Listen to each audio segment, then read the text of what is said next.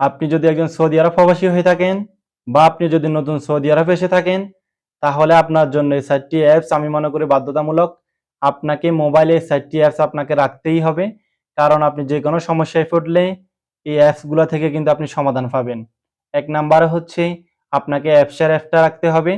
দ্বিতীয়ত হচ্ছে তাওয়াক্কালনা যে অ্যাপসটা আছে এটা আপনাকে রাখতে হবে। ৩ নাম্বারে হচ্ছে নাফাস যে অ্যাপসটা আছে এটা আপনাকে রাখতে হবে। ৪ নাম্বারে হচ্ছে কিওয়া যে অ্যাপটা আছে ওইটা আপনাকে রাখতে হবে।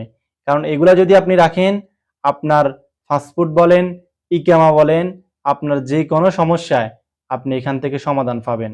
আপনি যে কোনো সমস্যায় পড়লে এখান থেকে আপনি চেক করতে পারবেন, দেখতে পারবেন। আপনি এখান থেকেই আপনার অ্যাপসের থেকেই আপনার নাফাজ, আপনার তাওয়াক্কালনা থেকে আপনি সবকিছু সমাধান করতে পারবেন। আশা করি ভিডিওটি বুঝতে পারছেন।